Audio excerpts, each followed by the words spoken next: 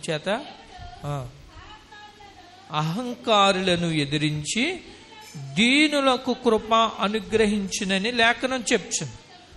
చాలా ఎవరికి ఆయన కృప అనుగ్రహిస్తాడట అంటే దేవుడు చెప్పినటువంటి మాట ఏంటంటే ఆయన 1000 మందికి కృప చూపేటటువంటి దేవుడు. అయితే ఎవరికి ఆయన కృప అనుగ్రహిస్తాడు అనే వాక్యం చెప్తుందంటే దేవుడు అహంకారులను ఎదిరించి దీనులకు ఆయన కృపను అనుగ్రహిస్తాడు. అందుకే దీనత్వము అనేటటువంటిది మనం దీన మనసు కలిగి ఎప్పుడైతే దేవుని దగ్గర ఉంటామో అప్పుడు మాత్రమే దేవుడు మనకు ఆయన కృపను అనుగ్రహిస్తాడు. అందుకనే దేవుని వాక్యంలో ఒక మాట ఉంటుంది, ఆత్మ విషయమై దీనులైన వారు ధన్యులు, పరలోక రాజ్యము వారిది అంటాడు. అనగా దేవునికి కావలసింది ఏంటంటే దీన మనసు, దీనత్వం అనేటటువంటిది మనలో ఉన్నప్పుడే ఆయన మనకు ఆయన కృపను అనుగ్రహిస్తాడు. ఇక రెండో విషయాన్ని అక్కడే మనకి 1 పేతురు రాసిన పత్రికలో కూడా 5వ అధ్యాయములో 5వ వచనములో కూడా అక్కడ ఒక మాట కనబడతారు. 5వ అధ్యాయము 5వ వచనంలో, పిల్లలారా మీరు పెద్దలకు లోబడి ఉండి మీరందరూ ఎదుటివాని ఎడల దీన మనసును వస్త్రము ధరించుకొని మిమ్మును మీరు అలంకరించుకొనిడి. దేవుడు అహంకారులను ఎదిరించి దీనులకు కృప అనుగ్రహించు. ఇక్కడ భక్తుడైనటువంటి పేతురు చెప్పేటటువంటి మాట ఏంటంటే మీరు పెద్దలకు లోబడి ఉండి మీరందరూ ఎదుటివాని ఎడల దీన మనసును వస్త్రము ధరించుకుని మిమ్మల్ని మీరు అలంకరించుకుని. ఏ వస్త్రం ధరించుకోవాలట? దీన మనసు అనేటటువంటి వస్త్రాన్ని మనం ధరించుకోవాలట.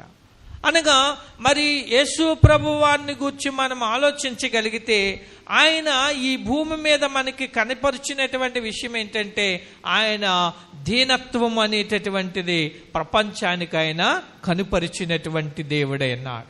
మరి దేవుని పిల్లలుగా మనం కూడా ఎట్లా ఉండాలని పేతురు గారు చెప్తున్నాడంటే ఇదిగో ఎదుటివాని ఎడల దీన మనసును వస్త్రము ధరించుకొని మిమ్మును మీరు అలంకరించుకొనిడి. అంటే మన ఎదుటివారి దగ్గర, మన పొరుగు వారి దగ్గర, మన సహోదరులు ఎవరి దగ్గర అయినా సరే, మన ఇరుగు పొరుగు వారి దగ్గర కానీ, మన సహోదరుల దగ్గర కానీ, మనకున్నటువంటి వారి దగ్గర కానీ మనం ఎలా ఉండాలంటే దీన మనసు అనేటటువంటి వస్త్రాన్ని ధరించుకుని మన దీనత్వాన్ని మనం ఏం చేయగలగాలంటే ఇతరులకు మనము కనుపరచాలి, ఇతరులకు మనం చూపించాలి దీనత్వాన్ని. మనకే దీనత్వం లేకపోతే ఇక మనం ఎవరికి చూపించగలని చెప్పండి? యేసు ప్రభువుకి దీనత్వం లేకపోతే ఈ రోజున ప్రపంచానికి ఆయన ఏమన్నా చూపించగలనా? ఆయన ఎలా పుట్టాడంటే దీనుడుగా ఆయన ఈ లోకానికి వచ్చినటువంటి దేవుడై ఉన్నాడు. కనుక దేవుని బిడ్డలుగా మనలో కూడా ఏముండాలంటే దీన మనసు అనేటటువంటి వస్త్రాన్ని మనం ఏం చేయగలగాలంటే ధరించుకోవాలట ఎదుటివాని. ఎందుకు అనే విషయాన్ని గమనించగలిగితే దేవుడు అహంకారులను ఎదిరించి దీనులకు ఆయన కృపను అనుగ్రహిస్తాడని. దేవుని కృపను మనం పొందుకోవాలంటే, దేవుని కృపను మనం సంపాదించుకోవాలి అని అంటే మనకు ఖచ్చితంగా ఏముండగలగాలంటే దీన మనసు అనేటటువంటిది మనలో ఉన్నప్పుడే అప్పుడు ఆయన కృపను మనము పొందుకోగలుగుతాం. దేవునికి స్తోత్రాలు కలిగిన. అందుకనే దేవుడు ఎలాంటి దేవుడు అటంటే ఆయన 1000 మందికి కృప చూపేటటువంటి దేవుడు. ఈ రోజున ఆయన చూపేటటువంటి కృప మనం పొందుకోవాలంటే ఖచ్చితంగా మనము ఎట్లా ఉండాలంటే దీనులకు మాత్రమైన కృపను అనుగ్రహించేటటువంటి దేవుడు. మనం ఎప్పుడైతే దీనత్వము కలిగి దేవుని దగ్గర ఉంటామో ఆయన కృప మన పైన చూపించేటటువంటి దేవుడై ఉన్నాడు. అందుకనే మనం గమనించగలిగినట్లయితే ఈ కృప అనేటటువంటి దానికి మనం ముందుగానే చెప్పుకున్న ఒకటి ఏంటంటే అర్హత లేని వారికి అర్హతను కల్పించుట, యోగ్యత లేని వారిని యోగ్యులుగా చేయడమే దేవుడిచ్చినటువంటి కృప అనేటటువంటి విషయాన్ని గమనించాలి. అందుకనే మనకి యెషయా గ్రంథములో మనం గమనించగలిగితే 55వ అధ్యాయము, యెషయా గ్రంథం 55వ అధ్యాయము 3వ వచనంలో ఒక మాట మనకు కనబడుతుంది. యెషయా గ్రంథము 55వ అధ్యాయము, చెవి యొగ్గి నా యొద్దకు రండి, మీరు విని ఎడల మీరు బ్రతుకుదురు, నేను మీతో నిత్య నిబంధన చేసేదను, దావీదునకు చూపిన శాశ్వత కృపను మీకును చూపను. దేవుడు అంటున్నాడు కదా, చెవి యొగ్గి నా యొద్దకు రండి. దేవుడు చెప్పేటటువంటి మాట ఏంటంటే, మీరు నా యొద్దకు రండి. దేవునికి స్తోత్రం కలిగిన గాక. హల్లెలూయా. దేవుడు అంటున్నాడు, మీరు నా యొద్దకు రండి, చెవి యొగ్గి నా యొద్దకు రండి. అంటే దేవుడు మాటకు మనం ఏం చేయగలగాలి అని అంటే, మన చెవులనిచ్చి ఆయన మాట విని మనం ఏం చేయగలగాలంటే, ఆయన ఎప్పుడైతే మాట చెప్పాడో పరుగున ఎవరి దగ్గరికి రావాలంటే ప్రభు దగ్గరికి మనము రావాలి. తర్వాత దేవుడు అంటున్నాడు కదా, మీరు వినిని ఎడల మీరు బ్రతుకుదురు. ఏం వినిని ఎడల బ్రతుకుతాం మనం? దేవుని మాట మనం వినిని ఎడల మనం బ్రతుకుతాం. ఒకటి ఏంటంటే ఆయన దగ్గరికి రావాలి, రెండోది ఆయన మాటను మనం వినాలి. అప్పుడు మనం ఏమవుతామంట? దేవుడు అన్నాడు కదా, మీరు బ్రతుకుతారు. దేవుడు మాట మనం వింటే ఆ మాట మనల్ని ఏం చేస్తుందంటే బ్రతికిస్తుంది. దేవుడు మాట మనల్ని బ్రతికించేది దేవుడు మాట. అందుకనే భక్తుడైన దావీదు అంటాడు కదా, నీ వాక్యమే నన్ను బ్రతికించున్నది. నన్ను బ్రతికించింది ఏదయ్యా అంటే నీ వాక్యము నన్ను బ్రతికించింది. యేసు ప్రభువారు ఒక చోట అంటాడు, మనుషుడు రొట్టె వలన కాదు గాని దేవుని నోట వలన వచ్చు ప్రతి మాట వలనను బ్రతుకును. అంటే మానవులుగా దేవుని బిడ్డలంగా ఒకవేళ మనం ఈ భూమి మీద బ్రతకాలంటే దేవుడు మాటే మనల్ని బ్రతికిస్తుంది. దేవునికి స్తోత్రం కలిగిన కనుక మొట్టమొదటి ఒకటేంటంటే నా యొద్దకు రండి అంటాడు దేవుడు, మీరు నా మాట విని ఎడల మీరు బ్రతుకుతారు అంటాడు. తర్వాత ఏమంటాడంటే, దావీదునకు చూపిన శాశ్వత కృపను మీకును చూపుతాను. దావీదుకి నేను ఎలాంటి కృపనిచ్చానో అలాంటి శాశ్వతమైనటువంటి కృపగా మీకు నేను అనుగ్రహిస్తాను అని దేవుడు చెప్తా ఉన్నాడు. మరి దావీదుకి ఇచ్చినటువంటి కృపను గురించి మనం ఆలోచన చేయగలిగితే, దావీదుకి దేవుడు ఏమనుగ్రహించాడట? కృపను అనుగ్రహించాడట. ఇప్పుడు కీర్తనల గ్రంథములో 103వ కీర్తనలో భక్తుడైన దావీదు ఒక మాట అంటాడు. ఒకసారి చదవండి. కీర్తనల గ్రంథములో 103వ కీర్తన 11వ వచనంలో ఆయన ఒక మాట మాట్లాడతారు. భూమి కంటే ఆకాశం ఎంత ఉన్నతముగా ఉన్నదో ఆయన యందు భయభక్తులు గల వారి ఎడల ఆయన కృప అంతరికముగా ఉంది. ఇక్కడ భక్తుడైన దావీదు అంటాడు కదా, అక్కడ దేవుడు ఏమంటున్నాడంటే, నా యొద్దకు రండి, మీరు విని ఎడల మీరు బ్రతుకుతారు, దావీదుకు చూపినటువంటి కృపను మీకు నేను చూపుతాను అంటున్నాడు. ఇక్కడ భక్తుడైన దావీదు ఏమన్నాడంటే, భూమి కంటే ఆకాశం ఎంత ఉన్నతముగా ఉన్నదో ఆయన యందు భయభక్తులు గలవారి ఎడల ఆయన కృప అంత అధికముగా ఉన్నది అనేటటువంటి మాట. దావీదు అంటాడు, ఈ కృప ఎవరికి అనుగ్రహింపబడతాదట? ఒకటి ఏంటంటే, మనం ఎప్పుడైతే దేవుని దగ్గర దీనులుగా ఉంటామో అప్పుడు దేవుడు మనకి కృపను అనుగ్రహిస్తాడు. రెండోది ఏంటంటే అంటాడు కదా ఇక్కడ, ఆయన యందు ఎవరైతే భయభక్తులు కలిగి ఉంటారో వారికి ఆయన కృపను అనుగ్రహించేటటువంటి దేవుడే అన్నాడట. ఆ కృప కూడా ఎలా ఉంటుందట? భూమి కంటే ఆకాశం ఎంత ఉన్నతముగా ఉన్నదో, అంటే భూమికి ఆకాశానికి ఎంత ఎత్తుగా ఉందో ఆయన కృప కూడా ఆయన యందు భయభక్తులు గలవారి ఎడల అంత ఎత్తుగా అంత ఉన్నతంగా ఉంటుందట. అందుకనే ఇప్పుడు మనం కృప గురించి చెప్పుకున్నాం ఏంటంటే, అర్హత లేని వారికి అర్హత కల్పించడమే కృప. అనగా యోగ్యత లేని వారిని యోగ్యులుగా నిలబెట్టేదే కృప. అందుకనే భక్తుడైన దావీదు గురించి దేవుడు ఏమన్నాడంటే, దావీదుకు చూపినటువంటి శాశ్వతమైన కృపను మీకు చూపుతానన్నాడు. దావీదుకి ఎలాంటి కృప చూపాడు అనే విషయాన్ని మనం గమనించినట్లయితే, ఒకసారి 2వ సమూయేలు గ్రంథములో 7వ అధ్యాయము 18వ వచనంలో అక్కడ ఒక మాట కనపడుతుంది. 2వ సమూయేలు గ్రంథము 7వ అధ్యాయము దయతో ఒకసారి 18 నుండి 19 వచనాల్లో అక్కడ మనకు కొన్ని మాటలు కనపడుతుంది. ఏమా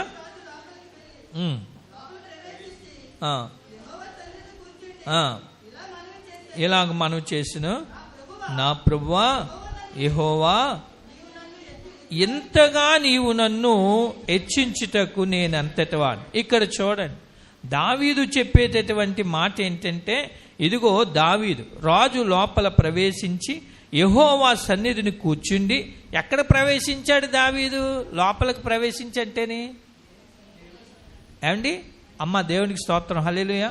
అమ్మ, ఎక్కడికి ప్రవేశించాడు? లోపలికి ప్రవేశించంటేనే లోపలికి ప్రవేశించంటే ఎక్కడికి ప్రవేశించాడు? దేవుని సన్నిధి. ఎవరట ఆయన? దావీదు. ఆయనకున్నటువంటి ఆధిక్యత ఏంటి అక్కడ? రాజు, ఇశ్రాయేలు ప్రజలకి రాజు. ఈ రాజుగారు ఎక్కడికి వచ్చారంటే దేవుడి సన్నిధికి వచ్చాడు. దేవుడి సన్నిధికి వచ్చి ఆయన చేసినటువంటి పని ఏంటంటే, ఇదిగో కూర్చుండి దేవుడి సన్నిధిలో కూర్చున్నాడు. కూర్చుని ఏం చేశాడట? ఆయన చెప్పేటటువంటి ఏలాగో మనవి చేసి, ఎలాగా అంటే ప్రార్థన చేసుకుంటా ఉన్నాడు. నా ప్రభువా యెహోవా, ఎంతగా నీవు నన్ను హెచ్చించుటకు నేను అంతటి వాడిని. నన్ను ఎంతగా హెచ్చించావయ్యా, నేను అంతటి వాడిని. ఎంతగా హెచ్చించాడట దేవుడు? ఎంతగా హెచ్చించాడట ఆయన్ని? అందుకనే దేవుడు అంటాడు, దావీదుకు చూపినటువంటి శాశ్వత కృపను మీకును నేను చూపిస్తాను. ఎవరికి? ఆయన మాట ఎవరైతే వింటారో వారికి, ఆయన దగ్గరికి ఎవరైతే వస్తారో వారికి, ఆయన దగ్గర ఎవరైతే దీన మనసు కలిగి ఉంటారో వారికి, ఆయన యందు భయభక్తులు కలిగి ఎవరైతే ఉంటారో వారికి ఆయన ఏమంటున్నాడంటే, ఇక్కడ అంటున్నాడు కదా, ఆయన కృపను ఆయన అనుగ్రహించి దేవుడు. ఇక్కడ దావీదు ఏమంటున్నాడంటే, అయ్యా నాయనా, ఎంతగా నీవు నన్ను హెచ్చించుటకు నేను ఎంతటి వాడిని. ఎంతగా హెచ్చించాడు దేవుడు అని అంటే, మనకి దావీదు గురించి తెలుసు. గొర్రెలను మేపుకునేటటువంటి దావీదుని దేవుడు ఏం చేశాడంటే, ఆయన ఒక రాజుగా దేవుడు ఆయన కూర్చోబెట్టాడు, రాజసింహాసనాన్ని ఎక్కించాడు. అందుని బట్టి దావీదు ఏమంటున్నాడంటే, అయ్యా ఎంతగా నీవు నన్ను హెచ్చించుటకు నేను ఏపాటివాణ్ణి. నన్ను ఎవరెక్కించారు దావీదుని అనే విషయాన్ని గమనించగలిగితే వాళ్ళ కుటుంబ సభ్యులు ఎవరు కాదు, కానీ స్వయంగా దేవుడే పూనుకొని, దేవుడే గొర్రెల కాడున్న దావీదుని పిలుచుకొని ఆ ఇశ్రాయేలుని పరిపాలించడానికి దేవుడు రాజుగా ఆయన్ని అభిషేకం చేశాడు. దేవునికి స్తోత్రాలు కలిగిన గాక, హల్లెలూయా. అందుకనే ఎంతగా నీవు నన్ను హెచ్చించుటకు నేను ఏపాటి వాడిని అంటాడు. అంటే గొర్రెలను మేపుకునే నన్ను నీవు సింహాసనం మీద కూర్చోబెట్టవయ్యా అంటున్నాడు.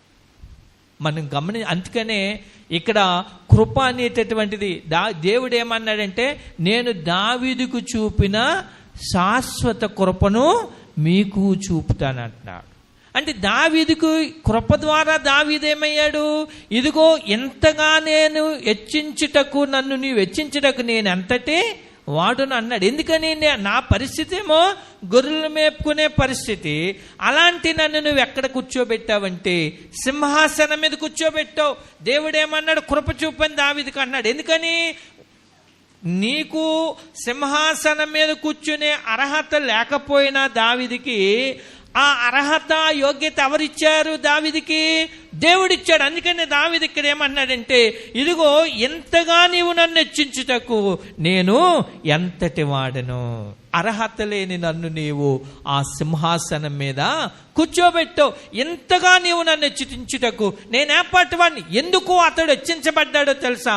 అర్హత లేనటువంటి, యోగ్యత లేనటువంటి వ్యక్తికి ఎవరు యోగ్యులుగా చేశారంటే దేవుని కృప యోగ్యులుగా చేసింది. అదే మాట ఇక్కడ చెప్తున్నాడు, అయ్యా నన్ను ఎంతగా హెచ్చించుటకు నేను ఎంతటి వాణ్ణి. కనుక కృప అనేటటువంటిది మనల్ని ఏం చేస్తుందంటే, యోగ్యత లేకపోయినా ఆ కృప మనలను యోగ్యులుగా నిలబెడతాది. అర్హత లేని మనకు అర్హతను కల్పించేదే దేవుడిచ్చినటువంటి కృప. అందుకనే దేవుడు ఎలాంటి దేవుడు అటో తెలుసా? ఆయన వేలకు కృప చూపేటటువంటి దేవుడు. దేవునికి స్తోత్రాలు. తర్వాత ఇంకేమంటాడంటే, నేనెంతటి వాడను, నా కుటుంబము ఏపాటిది. కుటుంబం కూడా ఎలాంటిదట? నా కుటుంబం కూడా అంత ఘనమైనటువంటి కుటుంబం ఏమీ కూడా కాదు. నా కుటుంబం కూడా అంత ఉన్నతమైనటువంటి కుటుంబం ఏమీ కాదు. అతడు నేను చాలా చిన్నవాడిని, నా పరిస్థితి చాలా చిన్నది, నా కుటుంబం కూడా చాలా చిన్నది.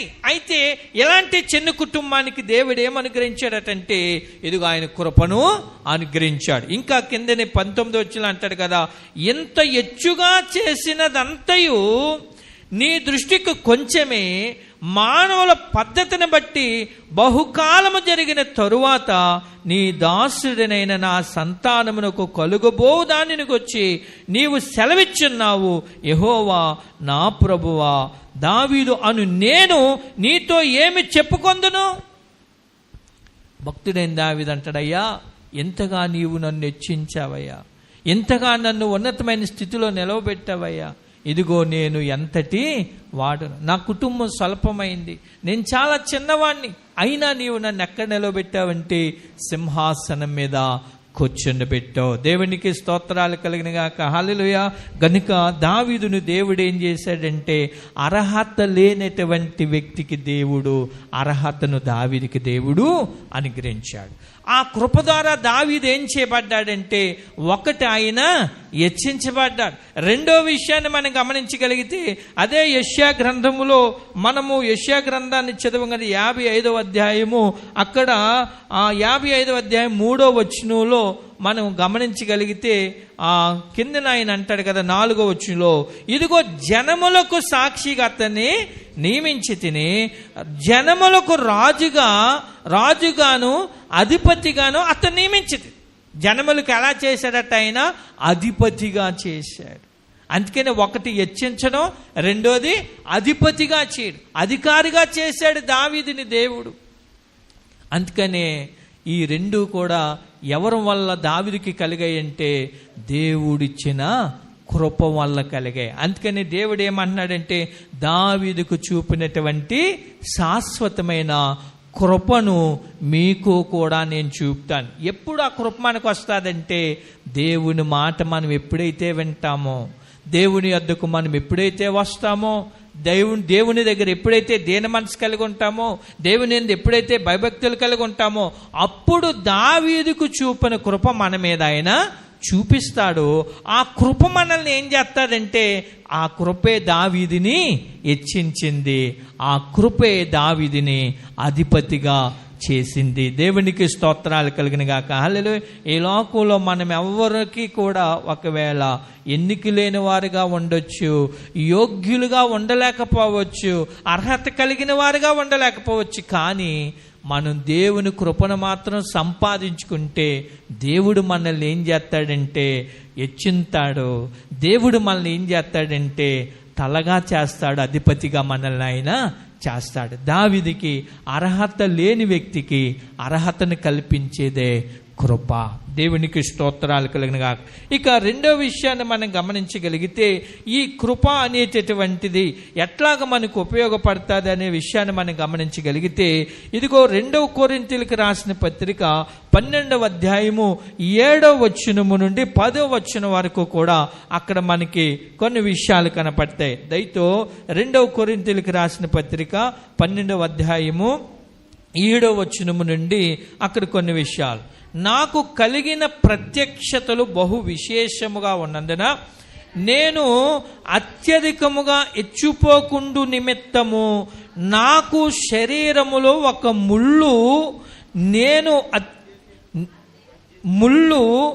నేను అత్యధికముగా ఇచ్చిపోకుండు నిమిత్తము నన్ను నలుగగొట్టుటకు సాతాను యొక్క దూతగా ఉంచబడింది. అది నా యొద్ద నుండి తొలగిపోవలెనని దాని విషయమై ముమ్మారు ప్రభువుని వేడుకొంటిని. అందుకు నా కృప నీకు చాలును, బలహీనత యందు నా శక్తి పరిపూర్ణమగుచున్నదని ఆయన నాతో చెప్పాను. ఇక్కడ మనం గమనించగలిగితే ఒకటి కృప ఏంటంటే అర్హత లేని వారికి అర్హతను కల్పించాలి. రెండోది కృప ఏంటంటే మనం ఎప్పుడైతే బలహీనతలో ఉంటామో కృప మనల్ని ఏం చేస్తుందంటే బలమును అనుగ్రహిస్తారు. మనం ఎప్పుడైతే బలహీనంగా ఉంటామో అప్పుడే ఈ కృప ఏం చేస్తుందంటే మనకి బలమును అనుగ్రహిస్తారు. ఇక్కడ పౌలు గారి గురించి మనం చదివాం కదా, పౌలుకి ఒక శరీరములో ఒక బలహీనత ఉందట.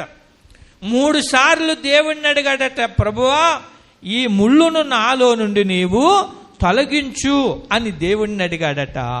దేవుణ్ణి అడిగితే దేవుడు ఇచ్చినటువంటి మాట ఏంటంటే, అది నీ యొద్ద నుండి తీసివేయబడదు కానీ నా కృప నీకు చాలు, నా కృప నీకు చాలు అన్నాడు. అంటే కృప చాలని అక్కడ ఆ కృప ఏం చేస్తుందంట, ఆ కిందనే ఈ పౌలు గారు అంటాడు, ఏమంటాడంటే, అందుకు నా కృప నీకు చాలును, బలహీనత యందు నా శక్తి పరిపూర్ణమగుచున్నదని ఆయన నాతో చెప్పాను. దేవుడు ఏమని చెప్పాడట, నీ బలహీనత యందు నా శక్తి నీ యందు పరిపూర్ణమగుచున్నదని ఆయన నాతో చెప్పాడు. ఎవరు చెప్పారు? దేవుడు చెప్పాడు. పౌలా, నీకున్న ముళ్ళుని తీయడం జరగదు కానీ నా కృప నీకు చాలు. అంటే బలహీనతలో నా కృప నీకు ఏముంటుందంటే తోడుగా ఉంటుంది. ఆ కృప నీకేం చేస్తుందంటే, ఇదిగో బలహీనత యందు నాకు నా శక్తి పరిపూర్ణమగుచున్నదని ఆయన నాతో చెప్పాడు. నువ్వు ఎప్పుడైతే బలహీనంగా ఉన్నావో అప్పుడు నీకేముంటుందో తెలుసా, నా కృప నీకు తోడుగా ఉంటుంది. అప్పుడే నా శక్తి నీకు పరిపూర్ణంగా అనుగ్రహిస్తాను అని దేవుడు చెప్పాడు అంటాడు. అంతేకాకుండా కిందనేమంటాడంటే 10వ వచనంలో, నేను ఎప్పుడు బలహీనుడునో అప్పుడే బలవంతుడు. పౌలు గారు అంటాడు, నేను ఎప్పుడు బలహీనుడునో అప్పుడే బలవంతుడిని అనేటటువంటి మాట. కనుక మనం గమనించవలసిన విషయం ఏంటంటే, మనం ఎప్పుడైతే బలహీనతలో ఉంటామో అప్పుడు ఈ కృప ఏం చేస్తుందంటే, దేవుడు కృప మనకు తోడుగా ఉండి మన బలహీనతలో మనల్ని ఏం చేస్తుందంటే బలపరుస్తూ ఉంటుంది. దేవుని కృప మన బలహీనతలో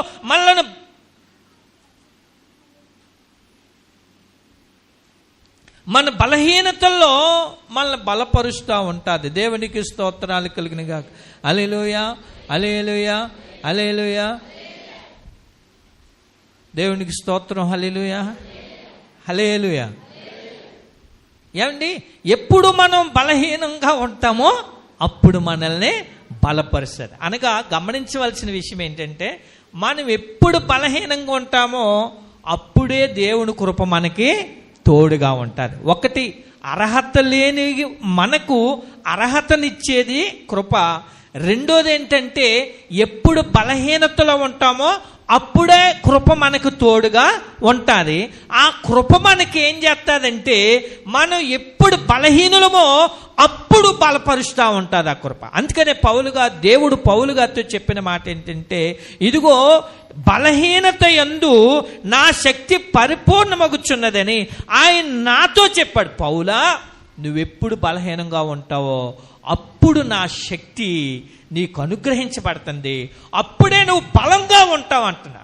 కొన్ని సందర్భాల్లో మానవ జీవితంలో మనకు బలహీనతలు వస్తాయి, శోధనలు వస్తాయి, శ్రమలు వస్తాయి, ఇబ్బందులు వస్తాయి, సమస్యలు వస్తాయి. అయితే ఆయన కృప మనకు తోడుగా ఉంటే అప్పుడు కూడా మనం ఎలా ఉంటాం తెలుసా, ఆయన కృప మనల్ని బలపరుస్తుంది. ఆయన కృప మనల్ని బలపరుస్తుంది. ఏంటి, ఇలాంటి పరిస్థితిలో కూడా ఎంత ధైర్యంగా ఎలా ఉండగలిగాడు, ఇలాంటి పరిస్థితిలో కూడా ఎంత బలంగా ఎలా ఉండగలిగాడు అనేటటువంటిది ఇతరులకు ఆశ్చర్యం కలుగుతూ ఉంటుంది. అందుకని ఇక్కడ మనం గమనించవలసిన విషయం ఏంటంటే, పౌలు డైరెక్ట్గా దేవుడిని, నాయనా నా ముళ్ళు తీసేనాయనా, నా బలహీనత తీసేనాయన అని దేవుణ్ణి ప్రార్థిస్తే దేవుడిచ్చిన సమాధానం ఏంటంటే, పౌలా నా కృప నీకు చాలయ్యా. ఇదిగో నీ బలహీనత యందు ఏముంటుందో తెలుసా, నా శక్తి నీ యందు పరిపూర్ణమగుతా ఉంది. నా శక్తి నీకు అనుగ్రహిస్తున్నాను, నా బలాన్ని నీకు అనుగ్రహిస్తా ఉన్నాను.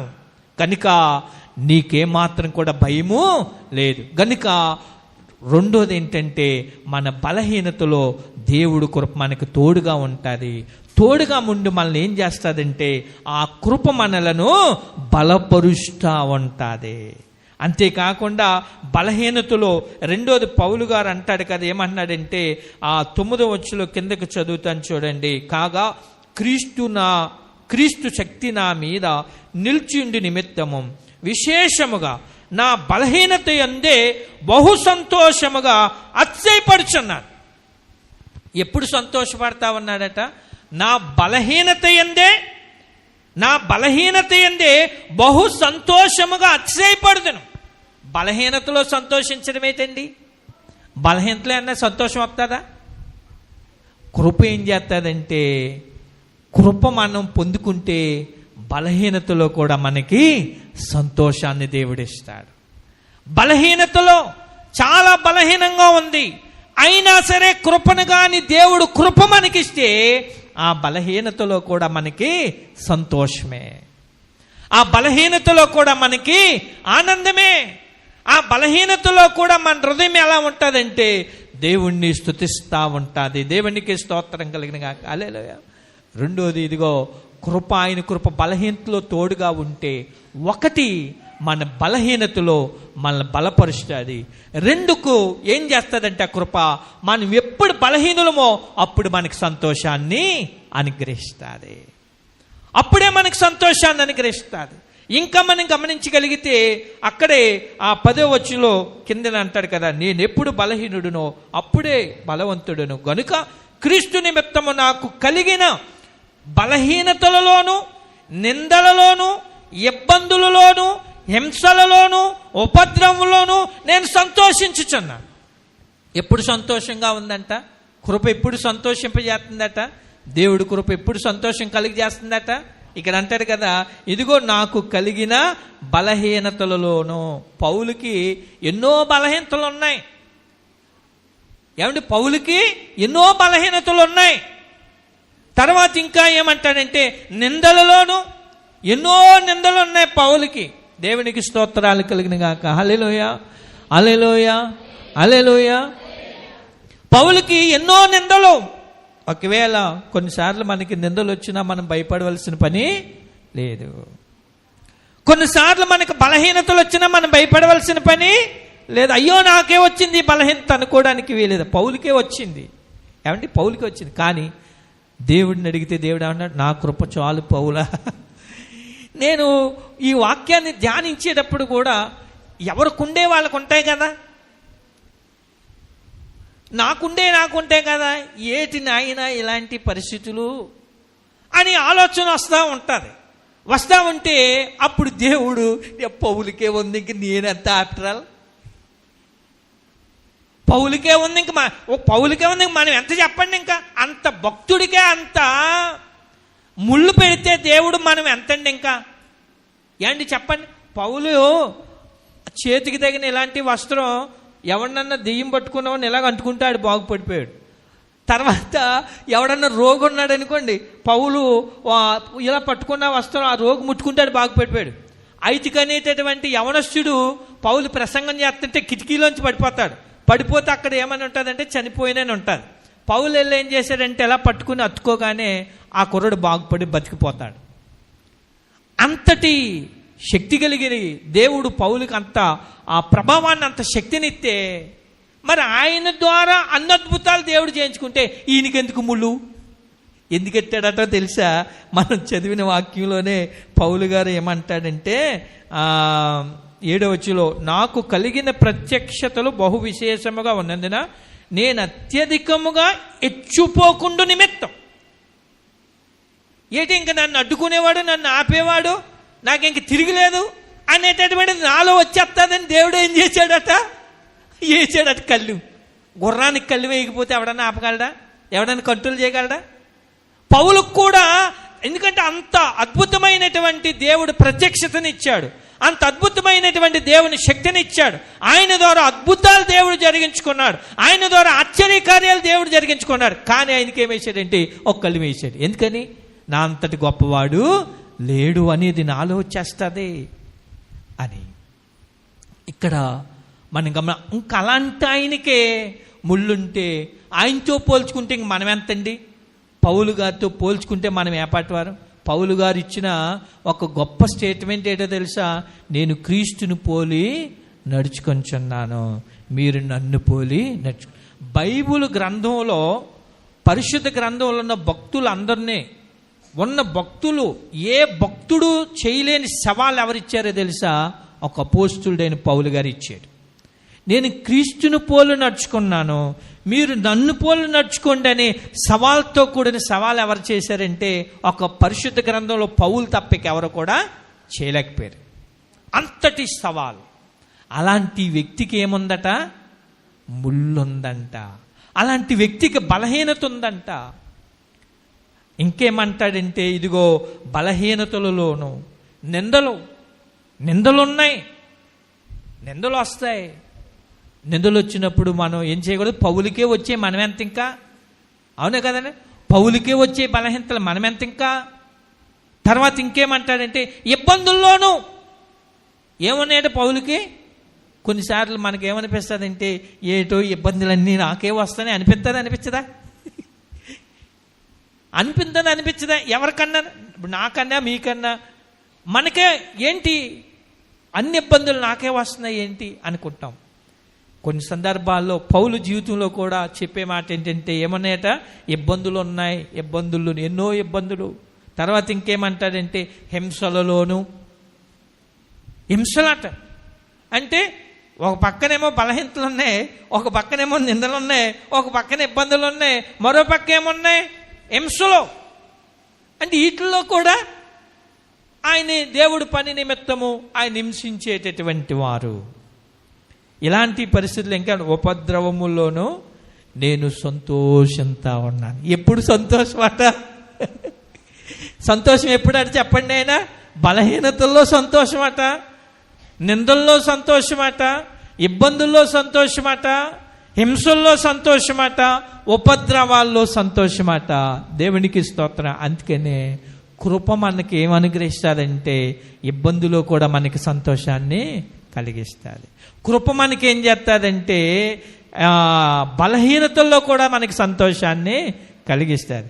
కృప మనల్ని ఏం చేస్తుందంటే, నిందలలో కూడా మనకి సంతోషాన్ని కలిగిస్తుంది. కృప మనకి ఏం చేస్తుందంటే, హింసలో కూడా మనకి సంతోషాన్ని కలిగజేస్తుంది. కృప మనల్ని ఏం చేస్తుందంటే, ఉపద్రవములో కూడా మనకి సంతోషాన్ని కలిగిస్తుంది. దేవునికి స్తోత్రాలు కలిగిన. అందుకనే మన దేవుడు ఎలాంటి దేవుడు అటో తెలుసా? 1000 మందికి నేను కృప చూపువాడిని. దావీదుకు కృప చూపాడు, పౌలు పైన కూడా దేవుడు ఏం చూపాడు? కృప చూపాడు. దావీదుని ఏం చేశాడంటే బహుగా హెచ్చించాడు, అధిపతిగా చేశాడు. పౌలుకి ఏమి కృప ఇచ్చాడంటే, బలహీనతలో పౌలు దేవుడికి బలాన్ని ఇచ్చాడు. అంతేకాకుండా అతనుకున్నటువంటి ఇదిగో బలహీనతల్లోనూ, ఇబ్బందుల్లోనూ, నిందలలోనూ, హింసలలోనూ, ఉపద్రవాల్లో పౌలుకి ఏమిచ్చాడంటే సంతోషాన్ని దేవుడు అనుగ్రహించాడు. దేవునికి స్తోత్రాలు కలిగినగా కలలే. కనుక రెండోది కృప ఏంటంటే, మన బలహీనతలో మనకు తోడుగా నిలిచేది కృప. దేవునికి స్తోత్రాలు. తోడుగా నిలిచి మనల్ని ఏం చేస్తుంది? మనం ఎప్పుడు బలహీనులమో అప్పుడు మనల్ని బలపరుస్తుంది. ఎప్పుడు దుఃఖంతో ఉన్నామో అప్పుడు కృప మనకి సంతోషాన్ని అనుగ్రహిస్తాడు. అందుకనే ఒక పాట ఉంటుంది, నా బలహీనతయందు నా సిలువను మోస్తూ నిన్ను పోలి నేను నడచెదన్, వెనుకున్నవి మరచి ముందున్న వాటికై సహనముతో పరుగెత్తెదను. నా బలహీనతయందు నా సిలువను మోస్తూ నిన్ను పోలి నేను నడచెదను, వెనుకున్నవి మరచి ముందున్న వాటికై సహనముతో పరుగెత్తెదను. ఉన్నత పిలుపునకు కలుగు బహుమానము, ఉన్నత పిలుపునకు కలుగు బహుమానము నేను పొందాలని దినమెల్లనే పాడినా కీర్తించినా నీ రుణమునే తీర్చగలనా. కొనియాడి పాడి నీ సాక్షిగానే ఇలలో జీవించనా, ఇలలో జీవించనా. దేవునికి స్తోత్ర. మన బలహీనతలన్నీ ఏం చేస్తాడటైనా నా బలహీనత యందు నీ సిలువను మోస్తూ, అనగా శ్రమలను ఎత్తుకుని దేవుణ్ణి వెంబడించటం. అంటే దేవుని వలన కలిగే శ్రమలను, మనకు కలిగేటటువంటి శ్రమలు మన మీద ఎత్తుకుని ఏం చేయాలట? మోస్తూ ఉండాలట. గనుక దేవుని కృప మనకి ఎప్పుడు తోడుగా ఉంటుందంటే మన బలహీనతలో తోడుగా ఉంటుంది. తోడుగా ఉండి ఏం చేస్తాడంటే మనల్ని బలపరుస్తూ ఉంటుంది. మన బలహీనతల్లో మనకి సంతోషాన్ని అనుగ్రహిస్తుంది. గనుక మన దేవుడు ఎలాంటి దేవుడు అటో తెలుసా? 1000 మందికి ఆయన కృప చూపే దేవుడు. దేవునికి స్తోత్రాలు కలిగి. ఇక మూడోది ఏంటంటే 2 కొరింథీయులకు రాసిన పత్రికలోనే, క్షమించాలి, 1 కొరింథీయులకు రాసిన పత్రిక 12వ అధ్యాయము 4వ వచనములో మనకు అక్కడ కొన్ని విషయాలు కనబడే. కృపావరములు నానా విధములుగా ఉన్నవి కానీ ఆత్మ ఒక్కడే. దేవునికి స్తోత్రాలు కలిగినగా. ఇక్కడ మనం గమనించవలసినటువంటి విషయం ఏంటంటే ఈ యొక్క 12వ అధ్యాయము 4వ వచనములో మనకు కనబడే విషయం ఏంటంటే, నేను 3వ వచనం చదువుతాను చూడండి. ఇందుచేత దేవుని ఆత్మ వలన మాట్లాడువాడెవడును యేసు శాపగ్రస్తుడని చెప్పడనియు, పరిశుద్ధాత్మ వలన తప్ప ఎవడును యేసు ప్రభు అని చెప్పలేడనియు నేను మీకు తెలియజేయుచున్నాను. కృపావరములు నానా విధములుగా ఉన్నవి గాని ఆత్మ ఒక్కడే. మూడోది ఏంటో తెలుసా? కృపావరాలు. అంటే దేవుని కృప వల్ల మనకి ఏమనుగ్రహిస్తాడటో తెలుసా? వరాలను అనుగ్రహిస్తాడు. దేవుని కృప మనం ఎప్పుడైతే పొందుకుంటామో అప్పుడు దేవుడు మనకి ఏమనుగ్రహిస్తాడట? కొన్ని వరాలను దేవుడు ఇస్తాడట. అంటే అవి భూ సంబంధించిన వరాల గురించి కాదు, కానీ ఆ కింద చదివితే మనకు అర్థమవుతుంది. ఇక్కడ మనం గమనించగలిగితే ఇక్కడ 4 వచ్చినట్టు కృపావరములు నానా విధములుగా ఉన్నవి కానీ ఆత్మ ఒక్కడే. ఆత్మ ఎన్ని ఆత్మలు ఉంటాయట? ఎన్ని ఆత్మలు ఉంటాయట? ఆత్మ ఎన్ని ఆత్మలు అట? దేవుని ఆత్మ, దేవుని ఆత్మ ఒక్కడే. ఈ మధ్యన ఒక చోటకి వెళ్ళాను. ఆయన ఎన్ని ఆత్మలని చెప్పాడో తెలుసా? 7 ఆత్మలు అన్నాడు ఆయన. 7 ఆత్మలట. దేవుడు ఆత్మ ఒక్కడే. అది నా మాట, దేవుని మాట. మీరు చదవండి అక్కడ. ఆత్మ ఇన్నట ఒక్కడేనా? దేవుని ఆత్మ ఒక్కడే. అది నా సొంత మాట. అది దేవుని ఆత్మ ఒక్కటే. ఇందులో మనం లేనిది పెట్టకూడదు, ఉన్నది తీయకూడదు. దేవుని ఆత్మ ఒక్కడే. తర్వాత 5వ వచనంలో, మరియు పరిచర్యలు నానా విధములుగా ఉన్నవి కానీ ప్రభువు ఒక్కడే. ప్రభువులు కూడా ఎంతమంది? ప్రభువు ఒక్కడే. అంటే యేసు ప్రభు, ఆయన ఒక్కడే. అక్కడేనా ఇంకా ఎక్కువ ఉన్నారా? ఇక మూడోది ఏంటంటే ఆత్మ ఒక్కటే, ప్రభువు ఒక్కడే. తర్వాత ఏంటంటే కిందన మనం చదివితే నానా విధములైన కార్యములు కలవు కానీ అందరిలోనూ అన్నిటినీ జరిగించు దేవుడు ఒక్కడే.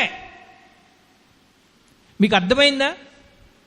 ఆత్మ ఒక్కడే, ప్రభువు ఒక్కడే, దేవుడు ఒక్కడే. తండ్రి, కుమార, పరిశుద్ధాత్మ. త్రిత్వంలో ఏకత్వం. తండ్రి, కుమార, పరిశుద్ధాత్మ. ఇక్కడ మనం గమనించవలసిన విషయం ఏంటంటే గనుక ఉన్న వాటిని మనం చెప్పాలి తప్ప లేని వాటిని చెప్పడానికి వీలు లేదు. అది దేవుని వాక్కులో ఉన్న మాటేనది, నా సొంత మాట. ఏమండి అవునా కాదు మాట్లాడరేటి? ఉన్నదాది ఉందా లేదా? అక్కడ ఆత్మ ఒక్కడే, తర్వాత ప్రభువు ఒక్కడే అనగా యేసు ప్రభు, ఆత్మ పరిశుద్ధాత్మ, దేవుడు ఒక్కడే, తండ్రి అయినా దేవుడు. లేని మాటలు మనం చెప్పకూడదు. ఒక గొప్ప పెద్ద పాస్టర్ గారు, పేరున్న పాస్టర్ గారు చెప్పిన మాట 7 ఆత్మలట. ఇక్కడ మనం గమనించాలి, దేవుడు ఏమనుగ్రహిస్తాడట? కృపావరములను అనుగ్రహించే దేవుడు. కృప అనేటటువంటిది దేవుడు ఒకటి అర్హత లేని వారికి అర్హత కల్పించడమే కృప. రెండోది కృప మనకిచ్చేది ఏంటంటే, ఇదిగో బలహీనతలో కృప మనకి తోడుగా ఉంటుంది, మనల్ని బలపరుస్తుంది. రెండోది ఏంటంటే, మన ఇబ్బందుల్లో కూడా మనకి సంతోషం కలిగిస్తుంది. మూడోది ఏంటంటే, కృప ఏమి అనుగ్రహిస్తుందట, మనకి కృపావరాలను అనుగ్రహిస్తుందట. ఆత్మ సంబంధించినటువంటి వరాలు. ఆ కిందని ఆయన అంటాడు కదా, ఆ 12వ అధ్యాయంలోనే మనకి 7వ వచనం చదివితే మనకు అర్థమవుతుంది. అయినను అందరి ప్రయోజనము కొరకు ప్రతివానికి ఆత్మ ప్రత్యక్షత అనుగ్రహింపబడుచున్నది. అందరి ప్రయోజనం కొరకు ఆత్మ ప్రత్యక్షత అనుగ్రహింపబడుతుంది. అంటే ఏ ఆత్మ? ఆత్మలు ప్రత్యక్షత అనుగ్రహింపబడుతుందని ఉంది అక్కడ. ఏమండి? ఆత్మలు ప్రత్యక్షత అనుగ్రహింపబడుతుందని ఉందా? ఆత్మ ప్రత్యక్షత అనుగ్రహింపబడుతుందని ఉందా? అదనమాట. మరి 7 ఆత్మలు ఎక్కడి నుంచి వచ్చాయి? అలాంటి వాళ్ళు పెద్ద పాస్టర్ గారు.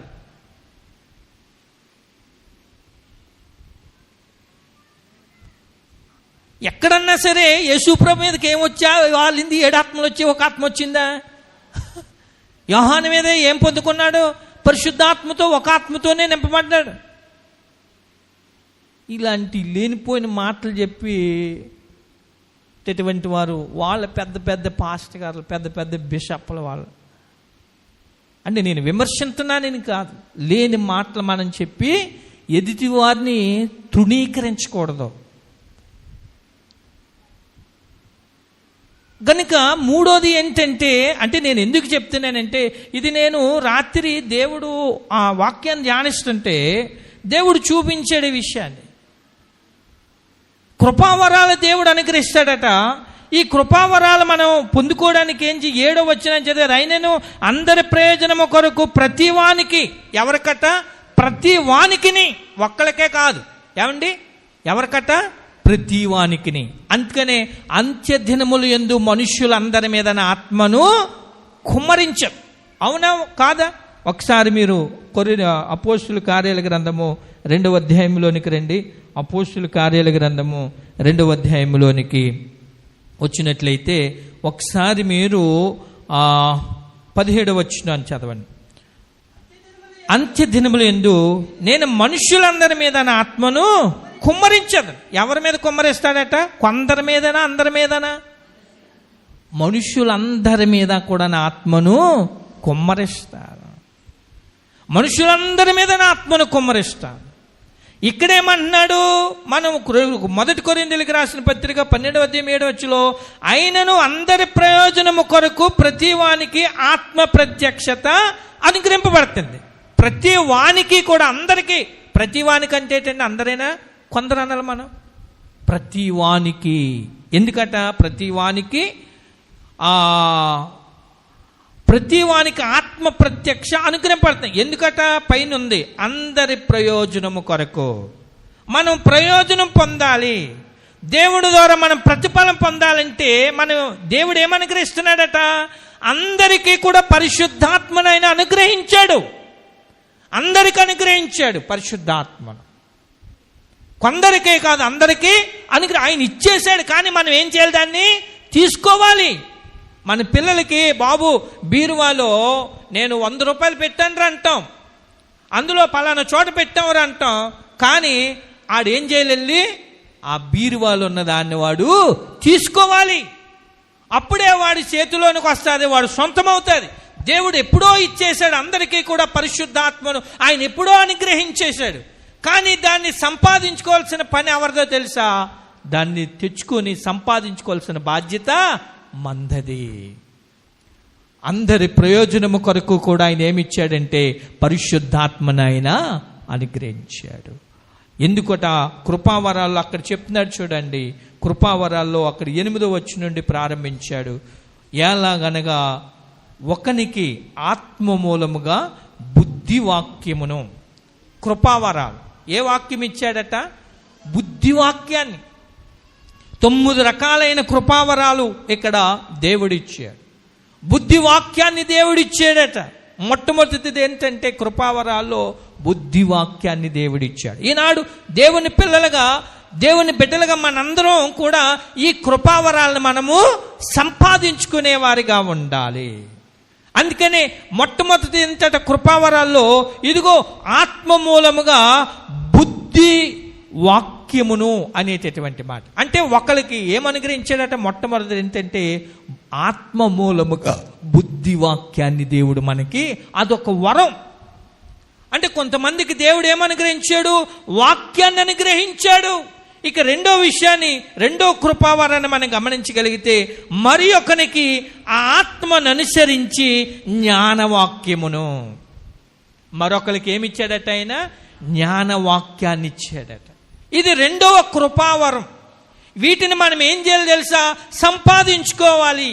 ఈ కృపావరాన్ని మనము సంపాదించుకోవాలి. అంటే దేవుని కృప వల్ల మనకి కలిగేటటువంటిది మూడో ప్రయోజనం ఏంటంటే, కృపావరాలు దేవుడు మనకు అనుగ్రహిస్తాడు. కనుక మొదటిది ఏంటంటే బుద్ధివాక్యము, రెండోది ఏంటంటే ఆత్మ మూలముగా జ్ఞానవాక్యమును అనుగ్రహిస్తాడు. ఇక మూడో వరాన్ని మనం గమనించగలిగితే, మరి ఒకనికి ఆత్మ వలననే విశ్వాసమును. మరొకనికి ఏమి కలుగుతుందట? ఆత్మ వల్లనే మనకి ఏం కలిగిస్తుందట? విశ్వాసము కలుగు చేస్తుందట. ఆత్మ మూలంగానే విశ్వాసం మనకు కలుగుతుందట. ఆ పరిశుద్ధాత్మ మనలో ఏం కలిగి చేస్తుందంటే, విశ్వాసం అనేటటువంటిది మనలో బలపరుస్తూ ఉంటుంది. ఇక నాలుగో వరం ఏంటంటే, అక్కడ ఆత్మ వలననే స్వస్థపరచు వరములను. మరొకరికి ఏ వరమట? ఆత్మ వలననే స్వస్థపరచు వరాలని. అంటే స్వస్థపరిచేట, అంటే మన వల్ల కాదు, దేవుని ఆత్మ ఏం చేస్తుందట? మనం పొందుకుంటే అక్కడ స్వస్థత కార్యాలు దేవుడు జరిగిస్తాడు. అది పౌలుకి ఇందాక మనం చెప్పాం కదా, పౌలు ఎందుకు తన చేతిలో ఉన్నటువంటి ఆ ఒక కర్చీపుని ఒక రోగికి తగిలితే ఎందుకు బాగుపడింది, ఒక దెయ్యం పట్టినటువంటి వ్యక్తికి తగిలితే ఎందుకు ఆ దెయ్యం పారిపోయింది, లేకపోతే పౌలు ఐతిక అనేటటువంటి యవనస్తుడు పడి చనిపోతే ఎందుకు బ్రతకాడంటే, పౌలు ఏముందంటే స్వస్థపరిచేటటువంటి వరాన్ని పౌలు పొందుకున్నాడు. స్వస్థపరిచేటటువంటి వరాన్ని పొందుకున్నాడు. ఇక్కడ పౌలు ఒక చోట ఒక ప్రాంతానికి వెళ్తే పౌలు శీల ఇద్దరు వెళ్ళారు. ఇద్దరు వెళ్ళిన తర్వాత జరిగిన పరిస్థితి ఏంటంటే, అక్కడ ఒక దెయ్యం పట్టినటువంటి అమ్మాయిని అక్కడ బాగు చేస్తారు దేవుని నామంలో. వాళ్ళందరూ కూడా పౌలుకి పెద్ద పెద్ద పూలదండలో, పెద్ద పెద్ద బలులు ఇవ్వడానికి పెద్ద పెద్ద అన్నీ తెచ్చేటప్పుడు పౌలు ఏమంటాడంటే, ఇదేంట్రా బాబు ఇలాంటి పని మీరు చేస్తున్నారు, ఇది ఎంత మాత్రం మాకు చేయడానికి మేము యోగ్యులము కాదు అంటారు. ఇప్పుడున్న పరిస్థితులు ఎలా ఉంటున్నాయంటే, మీరు టీవీలో ఎన్నో చూస్తూ ఉన్నారు. టీవీలో ఎంతో, ఇంక దాన్ని ఎలా చూపింటున్నారంటే, మరి నిజంగా మరి ఏమైందో మనకైతే తెలియదు, టీవీల్లో మాత్రం విపరీతమైనటువంటి ప్రచారాలు మనం గమనిస్తూ ఉన్నాం. కనుక మరి మన పరిస్థితులు ఇక్కడ పౌలు గురించి మనం ఆలోచించగలిగితే ఒకసారి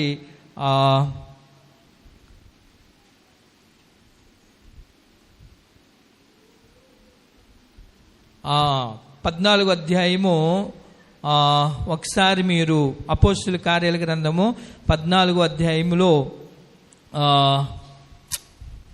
7వ వచనం చదివితే, లుస్త్రాలో బలహీన పాదములు గల ఒకడుండెను. అతడు పుట్టినది మొదలుకుని కుంటివాడై ఎన్నడూను నడవలేక కూర్చుండి ఉండినవాడు.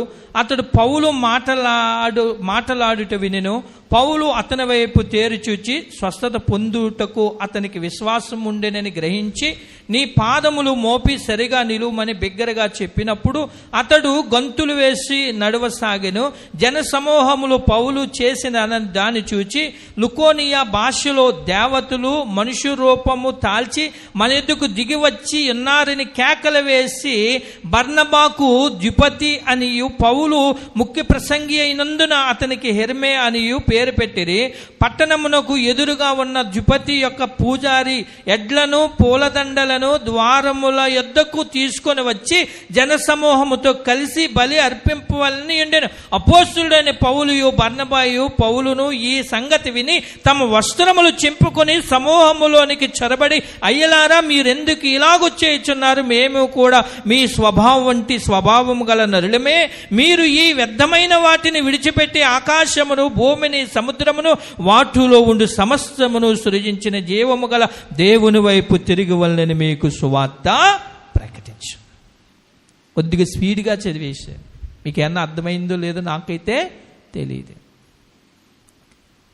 లుస్త్రాలో ఒక వ్యక్తిని బాగు చేస్తే అక్కడ ఉన్న వాళ్ళందరూ ఏం చేశారంటే ఎడ్లను తెచ్చారు, పూలదండలు ఇచ్చారు, బలి ఇవ్వడానికి తెచ్చారు. ఎడ్లను ఏమని వీళ్ళకి పేర్లు పెట్టారు, దేవుడు దేవత అనేటటువంటి పేర్లు పెట్టారు. అప్పుడు పౌలు గారికి సంగతి తెలిసి, ఎందుకయ్యా బాబు ఎలాంటి పనులు మీరు చేస్తున్నా? మేము కూడా మీకు లాంటి వాళ్ళమేనయ్యా, మీరు ఎలాంటి పనులు చేయడానికి వీల్లేదు. దేవుడు చేశాడు, మీరు అందరూ ఎవరి వైపు తిరగాలో తెలుసా? దేవుని వైపు తిరగండి. దేవునికి స్తోత్రాలు. ఈనాడు మీరు గమనించండి, నిజంగా అద్భుతాలు జరుగుతున్నాయో లేదో నాకైతే తెలియదు. కానీ మొన్న ఈ మధ్యకాలంలో కొన్ని వీడియోలు కూడా యూట్యూబ్లో, వాట్సాప్లో కూడా పెట్టారు. ఒక ఆయన చేసినటువంటి, ఇదిగో ఎలాగని అంటే క్రైస్తవ ఇతరులు, క్రైస్తవేతరులు అంటే క్రైస్తవుల్ని కొంచెం టార్గెట్ చేసే విధానంలో వారు చూపించారు. అంటే దేవుడు స్వస్థపరిచేవాడు, కానీ దాన్ని మనం పదే పదే భూతద్దాల్లో పెట్టి చూపించవలసిన అవసరత లేదు. దాన్ని పదే పదే వీడియోలు తీసి చూపించవలసిన అంత అవసరత లేదు. దాని మీద పదే ప్రచారాలు చేయవలసిన పరిస్థితి లేదు. అయ్యగారు చేయి తగిలితే బాగుపడిపోతారు, అమ్మగారు చేయి తగిలితే ఇలాంటివి కాదు. ఎవరు చేయి తగిలితే బాగుపడతాం తెలుసా? యేసయ్య చెయ్యి మనకి తగిలితే మనం బాగుపడతాం. అమ్మగారు చెప్పారంటే అయిపోద్దంటే, అమ్మగారు గారు చెప్పేది ఎవరు చెప్పాలా? దేవుడు మనకి చెప్పాలా? దేవుడు చేసేవాడు. ఇలాంటి వాటిని బట్టి మన కొంతమంది ఏం చేస్తున్నారంటే, నేనే ఇంకా అన్నటువంటి అహానికి వెళ్ళిపోయి వాళ్ళు ఏమవుతున్నారంటే దేవుణ్ణి ప్రక్కన పెట్టే పరిస్థితుల్లోనికి వెళ్ళిపోతా ఉన్నారు. జనాలు కూడా యేసు ప్రభు వారి కంటే ముందు ఎవరినే ఇచ్చేస్తున్నారంటే అలాంటి వాళ్ళకే విలువిస్తున్నారు, యేసు ప్రభుని పక్కన పెడతా ఉన్నారు. కానీ పౌలు ఏమంటున్నాడు, బర్నబా ఏమంటున్నాడు? అయ్యా, మేము కూడా మీకులాంటి వాళ్ళమేనయ్యా. ఈయన్ని బాగు చేసింది ఎవరో తెలుసా? యేసయ్య. మాకు బలులొద్దు, మాకు పూలదండలొద్దు, మాకేమొద్దు. మీరేం చేయాలి తెలుసా? దేవుని తట్టు మీరు తిరగండి. దేవునికి స్తోత్రాలు కలన. కనుక కృపావరాల్లో మనం చెప్పుకున్నటువంటిది ఏంటంటే, 4వది ఏంటంటే, ఇదిగో ఆత్మ వల్లనే స్వస్థపరచు వరమును. కృప వల్ల మనకి ఇన్ని వరాలు దేవుడు అనుగ్రహిస్తున్నాడు.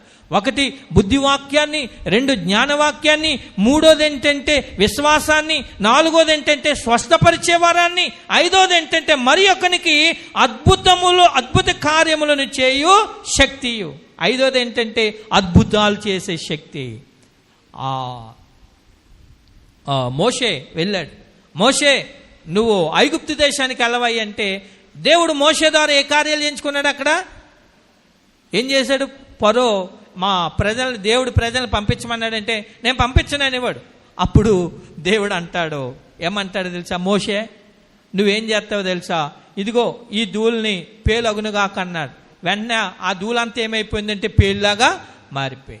అప్పుడు ఐగుప్తు దేశంలో ఉన్నటువంటి, అక్కడ ఉన్నటువంటి ఆ దేశంలో ఉన్నటువంటి మంత్రాలు మంత్రించే వారిని, ఇంకా రకరకాల ఫరో పిలిచి వాటిని ఎలగొట్టండి అంటే ఎవరి వల్ల కూడా సాధ్యం కాదు. ఆ బాధ భరించలేక, ఓ బాబు ఈ బాధ భరించలే, మళ్ళా మోషేను పిల్లండి అని రాజు కబురు పెడితే, నీ ప్రజలు పంపేస్తానయ్యా, కొంత మాకు ఈ పేలిపోయేలాగా నువ్వేం చేయాలంటే దేవుణ్ణి ప్రార్థన చేయి అంటాడు. అప్పుడు మళ్ళా దేవుడికి మోషే ఎప్పుడైతే ప్రార్థన చేశాడో అప్పుడు జరిగిన సంగతి ఏంటంటే ఆ పేలన్నీ పోతాయి. అద్భుతాలు చేసేటటువంటి వరాన్ని ఎవరికి ఇచ్చారంటే దేవుడు దైవజనుడైన మోషేకి దేవుడు అనుగ్రహించాడు. అంటే అది కృప ద్వారా, కృపావరం, అద్భుతాలు చేసేటటువంటి వరాన్ని. ఇవన్నీ కూడా మనం ఏం చేయగలగాలంటే దేవుని బిడ్డలుగా ఈ కృపావరాలను మనం సంపాదించుకోవాలి. ప్రతి ఒక్కరూ సంపాదించుకోవాలి. అందరికీ దేవుడు ఇచ్చాడు, ప్రతి ఒక్కరికి కూడా ఆయన ఇచ్చాడు, కొందరికి మాత్రమే కాదు. దాన్ని మనం సంపాదించుకోవాలి. అద్భుతాలు చేసేటటువంటి అద్భుత కార్యాలు జరిగించేటటువంటి కృపావరాన్ని. మరొకటి ఏంటంటే అక్కడే మనకు కనబడుతుంది ఏంటంటే 6వది ఏంటంటే ఇదిగో మరి ఒకనికి ప్రవచన వరమును, మరి ఒకనికి ఆత్మల వివేచనయు. మరొకరు కొంతమందికి ఏంటంట ప్రవచన వరం. ఈ ప్రవచన వరం కొన్ని సందర్భాల్లో అంటే అది ఉన్నది లేదని కాదు, కానీ ప్రవచన వరం కొన్ని సందర్భాల్లో ఏమంటారంటే ఎవరన్నా నీళ్ళేసుకున్నారనుకోండి, ఖచ్చితంగా నీకు మగబిడ్డ పుడుతున్నాడు దేవుడు ఇస్తున్నాడని నాకు చెప్పాడు అంటారు. తీరా పుట్టేసరికి ఏం బిడ్డ పుడుతుందంటే ఆడబిడ్డ పుట్టింది. అప్పుడు ఏ ప్రవచనం అని నమ్మాలి మనం? ఏ ప్రవచనం అని నమ్మాలి మనం అంటున్నాను. ఆ దేవుడి ప్రవచనమా లేకపోతే మన సొంత ప్రవచనమా? చెప్పండి, చెప్పరేటి? ఆ దేవుడి ప్రవచనమా మన సొంతంగా చెప్పిన ప్రవచనమా? అమ్మ నీకు మగబిడ్డ పుట్టేస్తాడా ఇంకేం తిరిగిలేదు. ఆ దేవుడి ప్రవచనమా మన ప్రవచనమా? పుట్టలేదంటేనే అలాంటి ప్రవచనాలు కాదు. దేవుడు నీకు యథార్థంగా చెప్తే చెప్పు, లేకపోతే మాట్లాడి కూరుకో. ఇప్పుడు పుట్టలేదనుకో, అప్పుడు ఏమంటారు? రేపొద్దున్న ఏమంటారు? గర్భఫలం ఆయన ఇచ్చు బహుమానం, కుమారులు ఆయన అనుగ్రహించు స్వాచ్ఛము. నువ్వెవరు, నేనెవరు? నీకు మగపిల్లోడు పుడుతున్నాడు, నీకు ఆడపిల్లోడు పుడుతున్నాడు అని చెప్పడానికి? అంటే ఇలాంటి మబ్బి పెట్టేటటువంటి విషయాలు ప్రవచనాలు, అంటే ప్రవచన వరాన్ని దేవుడు ఇచ్చాడు, కానీ లేని మాత్రం అని చెప్పడానికి వీలు లేదు. దేవునికి స్తోత్రాలు కలిగినగా. నువ్వు వచ్చే సంవత్సరానికి కొట్టేసిపడు అయిపోతావు దేవుడు నాకు చెప్తున్నాడు అంటున్నారా లేదా? టీవీలో అంటున్నారా? చాలామంది అన్నారు నిన్ను దేవుడు దీవిని ఎలాంటివి చెప్తే, అమ్మ బాబోయ్ అయ్యగారు ఎంత మంచి అయ్యగారు, అమ్మ బాబోయ్ అమ్మగారు ఎంత మంచి, వచ్చే సంవత్సరం కారు కొనేస్తాను అంటారా? అనరా? కారు కొనేస్తావు వచ్చే, ఏది దేవుడు ఇస్తే ఆయన కొనుక్కుంటాడు. అలాంటి ప్రవచనాలు ఏంటండి? అవునా? అది కరెక్ట్. అది నువ్వు వచ్చే సంవత్సరం కారు కొనేస్తావు, నువ్వు వచ్చే సంవత్సరానికి 2 అంతస్తులు ఇల్లు కట్టేస్తావు, నువ్వు వచ్చే సంవత్సరానికి 10 ఎకరాలు కొనేస్తావు, నువ్వు వచ్చే సంవత్సరానికి కోటేశ్వరుడు అయిపోతావు. ఈయన నిజమైన ప్రవచనాలేనా? అయ్యి ప్రవచనాలు. మనుషులు కూడా ఏమైనా నమ్ముతున్నారు? అయ్యి బాబా అయ్యగారి దగ్గరికి వెళ్ళామనుకో, అయ్యి బాబా అమ్మగారి దగ్గరికి వెళ్ళాము, అమ్మగారు చెప్పారు ఇంక అయిపోద్ది అంతే, అయ్యగారు చెప్పారు ఇంకా. దేవుడు వాక్యాన్ని పక్కన పెడుతున్నారు. ఎవరి మాటలు నమ్ముతున్నారేలో? ఎవరి మాట నమ్ముతారండి? దేవుడు వాక్యాన్ని పక్కన పెట్టి ఎవరో చెప్పినటువంటి మాటలు చెప్తున్నారు. మరి ఎవరికైనా కోట్లు కలిగెత్తి తిప్పలేందుకండి? కోట్లు కలిగెత్తి తిప్పలేందుకు? మాట చెప్తే కోట్లు కలిగెత్తే, మాట చెప్తే కారు వచ్చేస్తే, మాట చెప్తే బిల్డింగులు వచ్చేస్తే, మాట చెప్తే ఎకరాలు వచ్చేస్తే, మాట చెప్తే ఉద్యోగాలు వచ్చేస్తే, మాట చెప్తే ఏదో కలిగెత్తే, మాట చెప్తే బంగారం వచ్చేస్తే, మాట చెప్తే డబ్బు వచ్చేస్తే, ఇంకెందుకండి తిప్పలేందుకు మనుషులకి? లేనిపోయిన ప్రవచనాలు, లేనిపోని విషయాలు చెప్పి అయితే వాటిని నమ్మి ప్రజలు ఏమవుతున్నారు చెప్పండి? మోసపోతా ఉన్నారు. యేసు ప్రభు నిజమైన ప్రవచనం దేవుడు అనేటటువంటిది ఇస్తే నువ్వు చెప్పావంటే ఇంక అందులో డెఫినెట్గా 100% ఏమో చెప్పండి, దేవుడు చెప్పాడంటే 100% జరిగి తీరుతుందంటే ఇంక అందులో సందేహం అనేటటువంటిది దేవుడు మాట తప్పనటువంటి వాడు. దేవుడు మాట తప్పన్నాడు. దేవునికి స్తోత్రాలు కలిగిన గాక. హల్లెలూయా. గనుక కృపావరాల్లో 7వది ఏంటంటే ఇదిగో ప్రవచనవరం. తర్వాత 7వది ఏంటంటే ప్రవచనవరము. 6వది 7వది ఏంటంటే ఆత్మల వివేచనయు. ఆత్మల వివేచన అంటే అంటే ఏంటి? కొంతమంది అంటే నేను ఎలాగ అంటున్నాను కదా, ఉద్రేకపూర్వకంగా కొన్ని మాటలు మాట్లాడుతూ ఉంటారు, కొన్ని భాషలు మాట్లాడుతూ ఉంటారు. ఇంకా వాళ్ళు ఏమనుకుంటారు, చూసేవాళ్ళు ఏం చేస్తారంటే ఎప్పుడైతే 2 భాషలు మాట్లాడారో ఓ పరిశుద్ధాత్మ వచ్చేసింది అని నేను ఎలాగ అంటున్నానని కాదు, ఉద్రేకపూర్వకమైనటువంటి కాదు. అదేంటంటే వివేచన అంటే ఏది నిజమైన దేవుని ఆత్మేది, దురాత్మేది. దురాత్మ ఎలా ఉంటుంది, దేవుని ఆత్మ ఎలా ఉంటుంది. వివేచన అంటే అదే మంచిని ఇది దేవుని ఆత్మ ఏదో ఇది దురాత్మ ఏదో వివేచించేదే వివేచన వరం. ఇది 7వ వరం అన్నమాట, వివేచన వరం. కొంతమంది చూడండి, అయ్య బాబాయ్ అమ్మగారు పరిశుద్ధాత్మతో నింపబడిపోయారు, అయ్యగారు ఇంకా పరిశుద్ధ అబ్బబ్బబ్బబ్బబ్బ అని నేను అనేది విమర్శించడం కాదు సుమా. అది ఏది దేవుని ఆత్మ, ఏది దేవుని ఆత్మ కాదు, ఏది సత్యము ఏది అబద్ధము అన్నది వివేచన వరం. ఎవరిస్తారు మనకి? దేవుడు ఇలాంటి అనుభవాల్లో నుండి దేవుడు నన్ను పైకి తీసుకొచ్చాడు. ఈ భాషలు మాట్లాడే వరం తెలుసు నాకు, దురాత్మేదో దేవుని ఆత్మేదో తెలుసు. ఈ ఉద్రేకపూర్వకంగా ఇలాగ మాట్లాడేదంటే అబ్బాబాబు వచ్చేసింది ఇంకా అనుకుంటారు, కానీ అది కరెక్టు కాదు. గనుక మనం గమనించవలసిన విషయం ఏంటంటే దేవుని ఆత్మ ఏదో దేవుని ఆత్మ ఏది కాదో మనం ఏం చేయాలి చెప్పండి?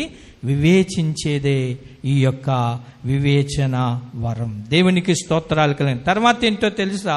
ఇదిగో మరి యొక్కనికి నానావిధ భాషలు, మరి యొక్కనికి భాషల అర్థము చెప్పు శక్తియు అనుగ్రహింపబడింది.